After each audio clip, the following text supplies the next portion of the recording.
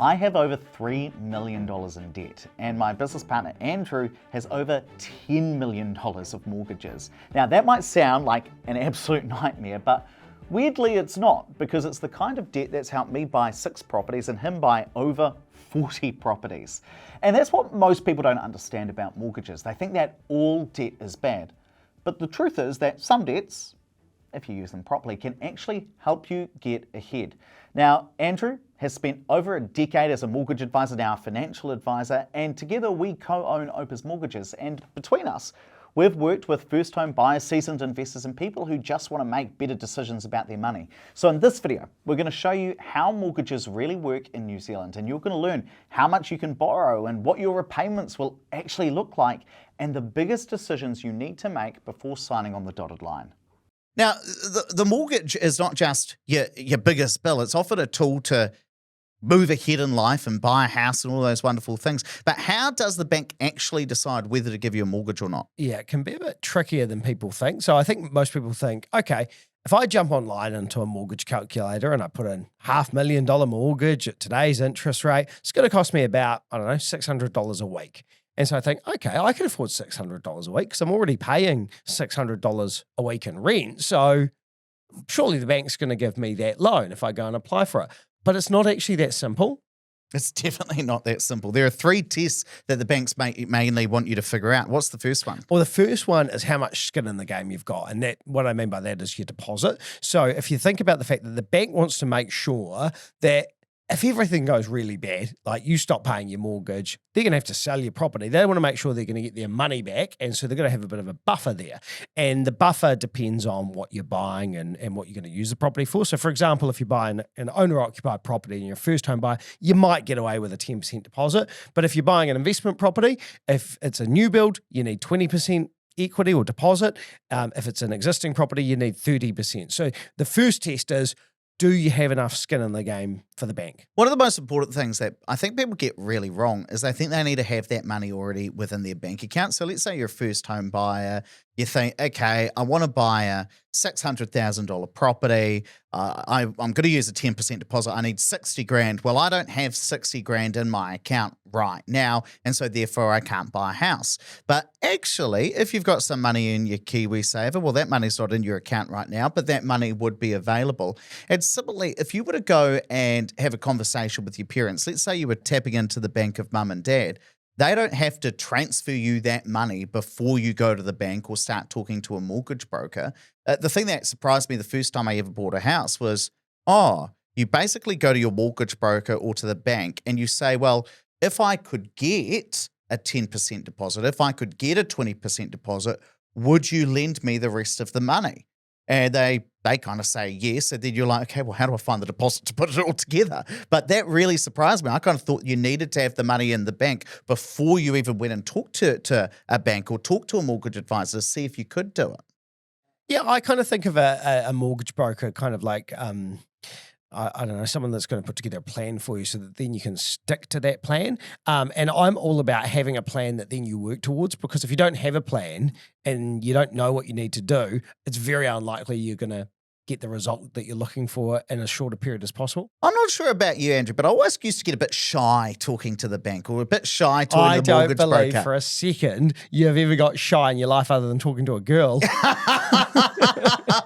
Well, I never have to do that again now that I'm about to get married. Not for at least 10 years. You can't say that. I'm renewing my celebrant's license every year just in case. That's because, just for anybody who doesn't know, Andrew's going to be my wedding celebrant. But you do get a bit shy talking to the bank, or some people do, where you're like, well, I almost don't want to go and apply because what if they say no? What if they just laugh you out of the room? What if they laugh you out of the room? Yeah. What if they say no and think you're dreaming? Like Bessie at primary school. What? Mate, we're talking about mortgages here. This is the ultimate guide to mortgages, not the ultimate guide to dating, of which you probably could start that podcast too. But what's important is that you start that conversation. Nobody's going to laugh you out of the room. They're going to tell you what you need to do next. Now, after we've got the deposit test, what's the next thing the next test we've got to pass? So the next one is around how much debt you've got compared to your income or your household income. And this is a relatively new rule. This is the DTI rule. So if you're an owner-occupier, so you're buying your own house, you can borrow a maximum, or you can have a maximum of 6 times your income as household debt. Okay, so for example, if first home buyers, we earn collectively $150,000, 6 times that is $900,000. That's the maximum debt we can have. Now, just bear in mind, that's all debt. So your credit card limits come off that. The student loan, if you've got one, comes off that. If you've got some higher purchases, that's going to come off that. And if you're an investor, it's 7 times your household income, but also it's including your rental income as well. So say you, again, earn $150,000, but there's $50,000 worth of rental income because you've got a few rental properties. Well, all of a sudden now you've got a household income of $200,000. 200 times 7 is $1.4 million. That's your maximum debt level you can have, and you can't go above that. And then the third test that you want to look at is, can you actually afford the mortgage? And again, you might look at what Andrew said before, $500,000 mortgage at, today's interest rate, kind of high 4s, and be like $600 a week. Yep, I can afford that.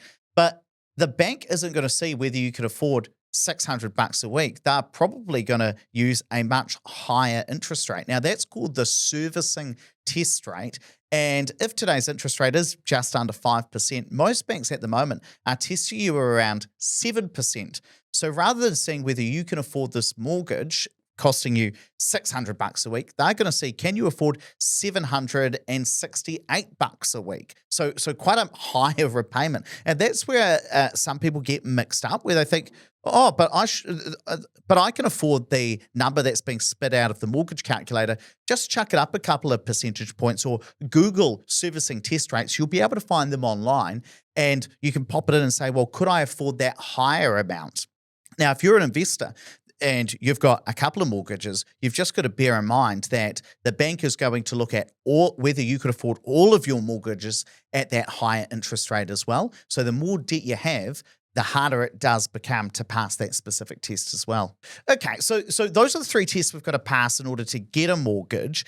But then we've got to think about, well, how much is the mortgage actually going to cost us? Yeah, and this is something that I know is really hard to kind of figure out, which is why people often use an online mortgage calculator. So that's a great way of doing it if you want the actual dollars and cents version of what it's going to cost you. So say you chuck in a mortgage, say you want to borrow a mortgage of $500,000, you chuck that in, you chuck in your interest rate and your repayment term, normally 30 years, and it'll spit out a number.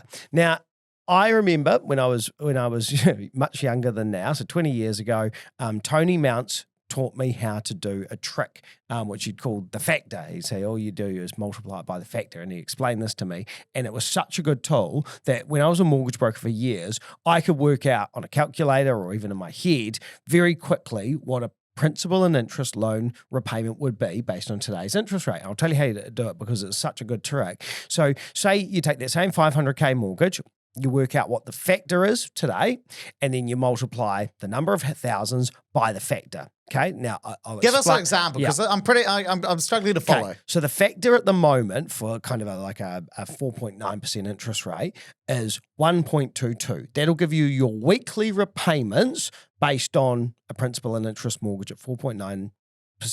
So you take your 500,000, so you just go 500, okay, times 1.22, which is today's factor, that gives you a repayment of $610 a week. So this works with any number as well. So like if you wanted a $1 million mortgage, 1000, so you take away the 3 zeros at the end of your 100,000, times 1.22 would be what?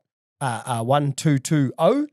That would be your weekly repayment. Yeah, so every $1,000 of debt you take out costs you $1.22 a week. And it works in reverse as well. I think this is really handy. So say, for example, you know you can comfortably afford $1,000 a week. You go $1,000 divided by 1.22, and that's a bit harder in my head. It must be about 800. And so that gives you 800. So 800,000 would be your loan amount that you could afford. Okay. And I actually found this quite useful when I was I started out buying investment properties and bang them all on interest only. So that becomes very easy to figure out. But with a principal and interest mortgage, when you go out and buy your own house, it does become a bit more difficult. And so I found it very useful to know, well, how much does $100,000 worth of debt cost me in repayments per week? Because then when you're looking out at open homes and saying, oh, I could buy this property that's a little bit cheaper, or I could buy this property that's a bit more expensive. You then say, what would my mortgage be? Sweet, my repayment would be this, or it would be that. Now, it's very important to figure out, well, how do I figure out what the factor is today?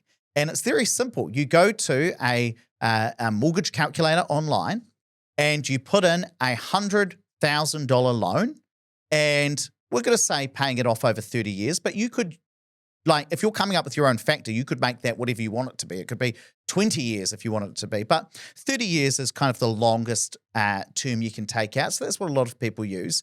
And then let's say you're doing this, you did this a year ago when the interest rate was 6%. Well, you could then look at your repayment and you say, okay, every $100,000 worth of debt I take out, my weekly repayment is $139, which means that my factor is 1.39. So for every $1,000 worth of debt you take out, your repayment is going to be $1.39 a week. So that's how you'd figure out your own factor, and you can customize it as much as you like. Yeah, and just the customization. So some people, for example, if you're paid monthly, having a weekly factor in your mind is probably not as useful. So if you change that to a monthly repayment, that'll give you your monthly factor. So $600. Oh, that's easy, isn't it? Yeah, Isn't that easy? If it's $100,000 loan, 6% interest rate, your factor is 6 times. So for every $1,000 worth of debt you take out, it's going to cost you $6 a month. So just an easy way to figure it out.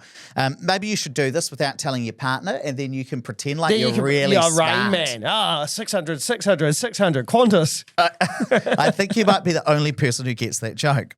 Now, the third thing you need to figure out when you are taking out a mortgage, these are kind of like the levels you go through. One is like, can you even afford it? Then it's like, what's your repayment going to be? The next one is to think about how you're going to set it up. And if you've never set up a mortgage before, your mortgage advisor in the bank will be asking you all of these questions that you're like, I don't really know what that means. The first thing you need to figure out is, are you going to be on principal and interest, which is kind of the factor we've been talking about, or interest only? Now, typically, if you're an investor and you've got your own home and your own home's got a mortgage on it, you typically go interest only on your investment properties and just focus all of your repayments on your on paying down your own home. And I've got a really good video coming out very shortly about the tax reasons, walking you through the math that shows why that's the case. But that's typically what you do. But if you're just buying your own home, that's going to be on principal and interest. Now, of course, the difference is with principal and interest, you're paying down the loan. With interest only, the loan just remains the same until you start making some repayments. Yeah, it's definitely one of those things that people really struggle to get their head around. But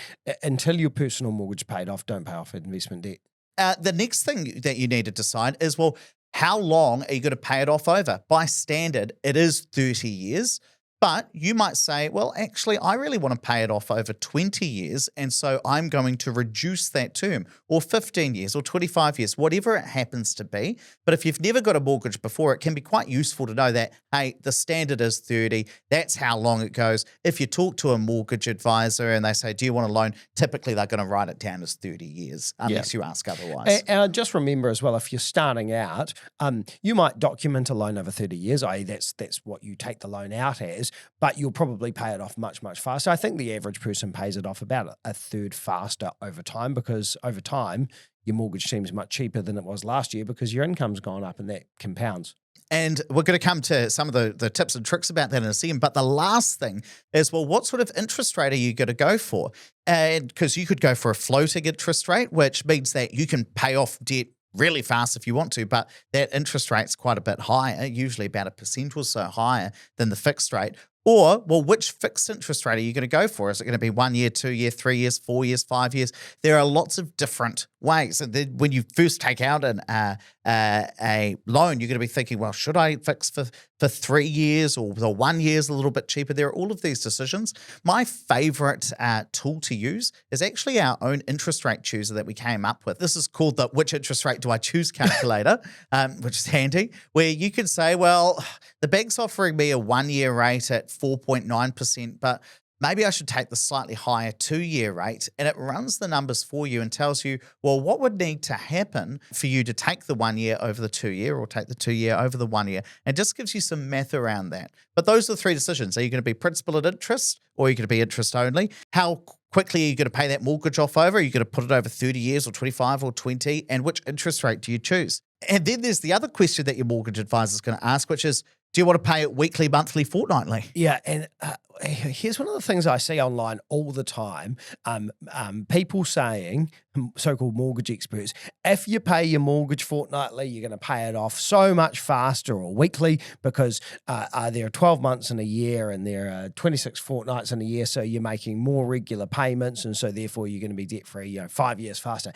Absolute nonsense, by the way. Like that is so untrue. What they're talking about is actually just paying half a month every fortnight. And of course, that's just making extra payments. So what I'd highly recommend is you tailor your mortgage repayments with your income. That makes way more sense. So for example, if you get paid monthly, pay it monthly. If you get paid weekly, pay it weekly. And just align your payments with when your income gets paid. So we at the company get paid on a Wednesday. I'd have my mortgage payment come out on a Thursday. Why an extra day? Well, I just want to make sure that if there was some mix up with payroll or something like that, I don't have a defaulted payment go out of my account. But just structure it appropriately rather than trying to get clever, because there is no way to math your way out of a mortgage. Yeah, and of course, making extra repayments is a very good thing to do. Yeah. But some of the commentary online is like, you just pay it weekly. Well, actually, just paying it weekly doesn't work. Yeah, and then I think the other big thing is just think about where we might be in an interest rate cycle. So, say for example, right now, we're at much softer rates than what we've had over the last couple of years. So, if you take out a mortgage, you might think, oh yeah, they might come down a little bit, but actually, probably 5% is an appropriate number to use as my long-term kind of average if I'm calculating, where interest rates might head in the future. So I want to make sure I can afford it at today's rate. Let's say we got down to 4% again over the next couple of years because, we had a slow economy and the Reserve Bank wanted to stimulate it. Well, then I might think, okay, if I'm taking out a mortgage now and the rate's 4% or 3.95 or one of those great rates again, you probably want to budget at a higher rate, just so that when they do come up again, and they will, that you've got a sufficient fat in your budget to be able to afford your mortgage still. And the next step you'll want to think about once you've set it all up is, well, do you want to pay it off faster? So again, this is going to blow your mind. We often talk about how if you invest in the share market and you get compounding returns, you build up wealth faster and faster and faster. And it's the same in reverse with mortgages, which is your mortgage interest debt effectively compounds. So if you could make more repayments against your mortgage, you're going to pay it off faster and faster and faster. So let's say you had a $500,000 mortgage, you're paying it off over 30 years, you're paying a 5% interest rate, which is kind of about right today. And let's say your repayment is $619 per week, because that's what your minimum repayment would be. Well, if you put just an extra $100 a week against that mortgage, you would pay it off 7 years sooner. Makes a big difference. $100 a week. Makes a huge difference. Imagine if you got a border in just to pay that $100 off a week. Well, the other thing you'd want to think about, though, is the amount of interest that you'd save. So if you just pay the minimum repayment on that $500,000 mortgage, you'll pay about $465,000 in interest. So you pay the mortgage twice. Almost twice. But if you then say, you know what, I'm going to pay it off over 23 years, I'm going to pay that extra $100 a week. Well, now you're only paying $340,000 worth of interest, which is still a lot, but it's a saving of about $130,000. Like, it's a huge amount of money. And so one thing you could do is say, well, I really need to pay this down very quickly, especially at the start. Now, there are a couple of ways to pay off your mortgage faster. The first is to say to your mortgage broker or your bank, let's reduce the term. So rather than paying it off over 30 years, I want to pay it off over 23 years. Can you adjust my repayment? That's one way to do it. But there's another way as well, Andrew. Yeah, I'm not so much of a fan of that structure because I think it's great, particularly if you're a little bit undisciplined, because you know that payment's coming out regularly, and once you've paid off your mortgage, you can't take it back out. But if you've got a higher level of self-control, then what you might like to use instead is the mortgage buster strategy, where you set up a revolving credit. You say, okay, well, I can pay off an extra let's say $300 a week, 15 grand a year. So you might make a revolving credit setup of 20 grand a year to really push yourself. And that extra $300 a week, rather than going onto the main mortgage, goes into paying down that revolving credit facility. And you diligently pay that down. And the cool thing about that is, okay, if you stretch yourself a bit too far, I put in $500 a week this week, and then I would think, oh, actually, I probably still need 100 of that. You can take it back out again. This is why you need that extra layer of discipline, because you don't want to put in the 500 and take back out the 500 because there's no benefit to that. So let's say you put in 500 one week because you stretch yourself, you take out 100. Okay, that's okay. I've still made more progress than I was planning. And then at the end of the year, you take whatever you've paid off that revolving credit and you pay it off the main loan. Now, the great thing about this is you're always going to be pushing yourself a little bit harder. And Andrew, just for anybody new, what is a revolving credit? Oh, yeah. So basically, think of a revolving credit like an overdraft, right? It is an overdraft on your bank account, but at home loan interest rates. So it's not a horrible 15% overdraft interest rate. And the idea of this is, again, you might separate this out from your main account and you'll transfer money into that. So say, for example, that $100 a week made a big difference on that mortgage before. If I was a first-home buyer again and I was just, it was me earning an income, I'd probably get a couple of boarders in. I'd get them both paying me $100 a week, say, or maybe $200 a week. And $100 a week. Like, God, cheap. That's cheap today. That would have been appropriate back in like 2003 when you were first buying properties. And then you'd get them to put that money into that revolving credit facility, that big overdraft, and again, pays it down. At the last step, after you've figured out whether you can get a mortgage, you've figured out what your repayment's going to be, you've figured out all these decisions about how you want to set it up and then whether you want to pay it off faster. The last step, which is really kind of should be your first step, is using a mortgage advisor. I think this is really important. And what we're seeing is a lot of younger generations, millennials and Gen Zs, are opting to use a mortgage advisor today rather than going to the bank. And I suppose back in the day, like if you're a baby boomer, you had a personal relationship with your bank manager. And, they'd say, oh, you've been a customer for so many years, Mrs. and Mrs. Jones. Yeah, we can sort you out with this. You'd say, go see Mountsie. And Mountsie would do your loan. And then your friends would go see Mountsie and your kids might see Mountsie. Those people don't exist in the bank quite the same way they used to. No, because people's careers are much shorter. You don't stay in the one workplace. And that's why I think a lot more people are saying, hey, look, I'm going to use a mortgage advisor because getting a loan is so much more complex than it used to be. And you don't have as much time to shop around all 5 or 6 different banks to see who's going to give you a mortgage advisor. But an advisor can say, do you know what? ANZ's probably not going to approve you, but I reckon ASB would, because all of their rules are slightly different. And it's very difficult to see that as somebody, sitting at home, just working not in the finance industry, not working for banks. It's really hard to see like, okay, well, would ANZ approve me, or would BNZ approve me, or would ASB or would Westpac? I don't really know because they don't publish all of those guidelines, their lending criteria online. But mortgage brokers have access to that. And it's because it's very complex. So that's the reason why they don't put it online. So I think it can be very beneficial to use an advisor that doesn't often cost you anything because they get paid by the bank when you decide to take out a loan. So I think that's a good little tip if you're starting out to say, well, how am I going to do all of this and make all these decisions? Also, using a mortgage advisor is the easiest thing to do. If you're looking for a recommendation, we actually have our own mortgage advisors at Opus. It's called Opus Mortgages. You can Google it. Or if you Google top mortgage advisors NZ, you'll get a whole heap of recommendations about different people you could use. Now, understanding mortgages, that's one thing. But if you really want to build a life of financial freedom where you can retire comfortably, you really need the right strategy. When do you buy? How many properties do you need? What's the game plan to actually retire at 55 and stay retired, not having to go back to work? Well, that's exactly what we break down in the next video. It's the property blueprint to retire rich at 55. Watch this next.